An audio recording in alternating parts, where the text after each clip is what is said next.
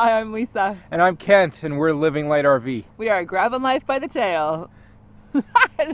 And we are grabbing life by the tail. We are. It is so much fun. So we've launched our full-time RV life, and we just want to share with you what we've been up to the last couple weeks.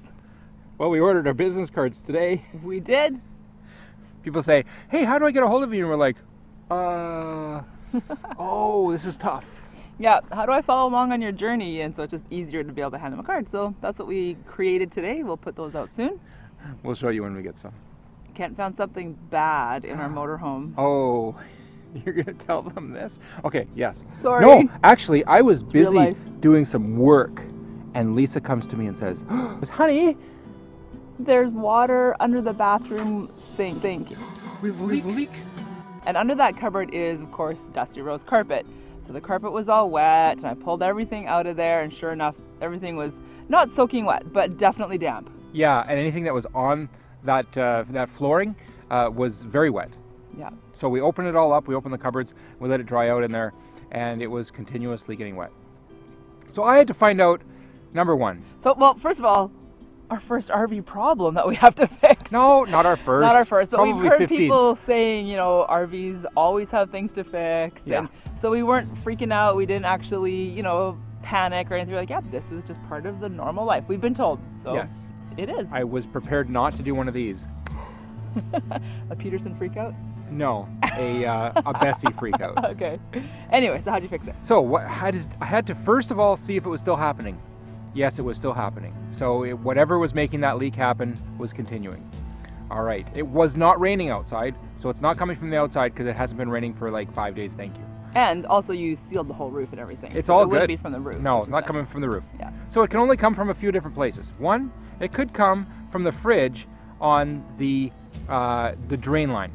So I had to go down underneath the RV. I'll show you that. And it was not coming out. The drain line was actually not coming out from below the RV either. So there was a problem there. I have to fix that still. But we found out that it's not coming from that.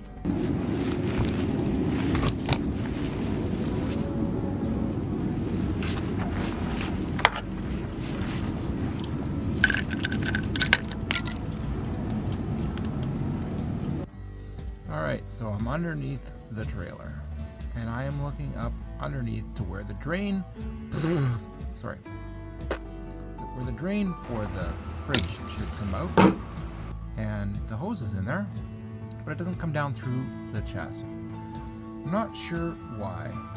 Somebody's monkeyed around with it once, and it's not back to where it's supposed to be, so I'm trying to reset it by pulling it back through. Number two, we found out that the repair that was done to the pipe is not leaking.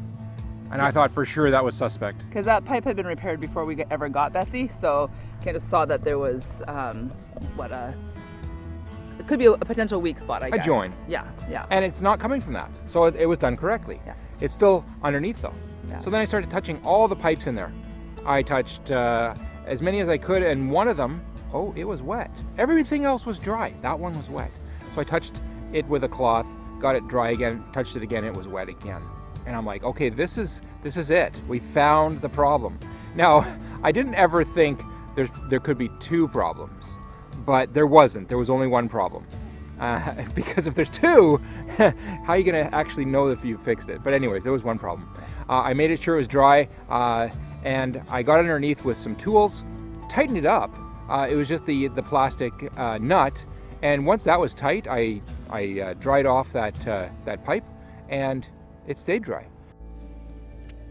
So here's the fan that's running, and the pipe that was wet is this one here. That was wet all the time, and now it's completely dry. Those two fittings up there, they got fixed. They got tightened. Well, both of them did, but only one needed it. And now the carpet itself is dry everywhere. I'm going to leave the fan running in here for another day or two. And how I determined that it wasn't this pipe was pretty simple. I put a piece of plastic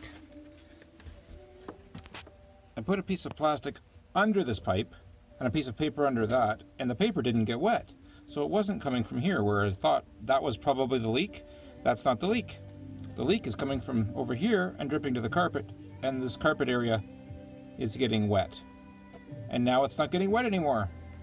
So it's been drying all night because I have a little fan going on in there. That little fan thing is pretty cool. So my dad has a couple of those for his RV, and he lent us one. And it has a little bit of heat coming off of it and moving the air around. So yeah, that's a handy little tool, hey? Oh, it's for enclosed spaces to make sure they don't get musty. Yeah. And so it's been running for an entire evening and half of a day now, drying up, and everything in there is getting drier. You can tell. So I don't have to get any deeper into that. And by 2 days from now, I'll unplug it and it'll be done. In the meantime, I went to Costco and I bought the cutest little shelfie thing to put under there. So hopefully it all fits. I'm sure it will. So we'll just have to once it's all dry in there, then I'll put the shelf together, and this is what it looks like. Pretty cute. So Lisa, we've been on the road now. What's a few things that you've enjoyed? Oh, I have enjoyed, first of all, I've enjoyed it being warmer, because when we left Calgary it was snowing and they got a huge dump of snow just after we left. So we are currently on the west coast, so we're in BC, in southern BC. So we are pretty happy here. Yeah. Loving the fall. I love the fall colors out here. So it's just gorgeous to go for walks. Right now we are on a lake called Cultus Lake, and it is just beautiful out here. So yes, definitely enjoying the scenery.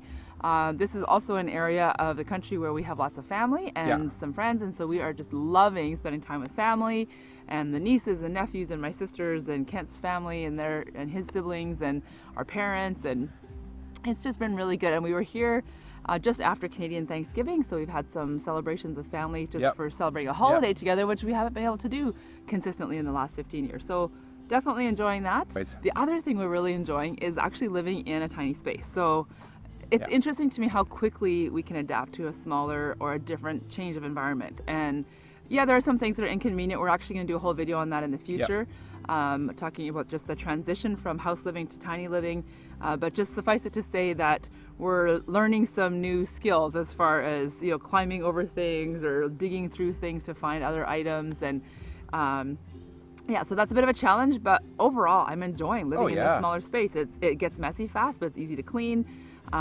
What else? I was thinking the other day, we have a new nickname for Bessie. We call her Fort Bessie, because sometimes it just feels like you're living in a tree fort. It's like, is this really a house? That's right. Because it's so small. But it is, and it's our little space, and we feel like it's home and just loving it. What do you love about the last few weeks? Looking forward to boondocking some more. I'm enjoying that every day that I want it to be garbage day, it's garbage day. Yes. I don't have to wait for 2 weeks or to play with the garbage. I can just take it to the bin and it's done. What do you mean play with the garbage? What do I mean playing with the garbage? People be like, what are you talking about? There's a lot of cities that are going to, hey, part of your garbage goes here, part of it goes over here, and part of it goes over here, and part of it never goes anywhere. And I'm enjoying that we're being released from that burden. Not that it's a bad idea, and I think if everybody did the garbage the way it's supposed to go, that whole system would work, but not everybody does it. Anyway, it's a rant, but we won't go there. So yes, we're enjoying the freedom of being able to make some choices that we want to make. Yes, and just living life a bit more. We met some really cool people already in a couple of the RV parks we've been in, just chatting with people and visiting them in their rig and learning from them and where their life's journey has taken them. That has been something that we have been looking forward to in the whole planning process of living life on the road, and now it's starting to come to fruition. So that's really cool. So how many Bessie rigs do you see out there when we're in our RV park? In an RV park, we don't see a lot. We see a lot of the older rigs in people's yards or sometimes driving down the road, but we really haven't seen a lot of vintage rigs in the RV parks yet. I'm sure there will be some, but not a lot. Because she's all white inside. We pulled into one campground and the lady said, did your rig come like that, or did you actually paint it all white? And we're like, oh, we painted and painted and painted some more. Can I come and see it? Yeah, she did. She's like, can I come see it? We're like, yeah, come on in. So she sees rigs all day long. Yeah, she's exactly campground host. She sees rigs all day. So that was kind of what was her comment on the back for us. Oh, she said, I really like it painted out white, but my husband would never let me do it. She said to her own rig. Yeah. So I said, well, that's why we got an older one, so we could do what we want. Do whatever we want with it. Yeah, it's good to be able to connect with different communities in different areas. So definitely enjoying that. Enjoying that for sure. Yeah. So anyway, thanks for watching this video. If you like it, give it a thumbs up, and if you want to follow along, you can hit that subscribe button below and go ahead and leave us a comment. We are actually going to be heading south pretty soon, so we'll be in Washington, Oregon, and California, mostly on the coast, but a little bit on the inland. So if there's any places that we really should check out, either places of interest or national parks or state parks or campgrounds. Or a coffee shop. Coffee shops for sure. Oh man, Yeah. we ate at a coffee shop in Lacana. That was so good. Yeah. Anyway, if you have any suggestions, leave them in the comments below. And thanks for following us on our journey, and we will catch up with you later.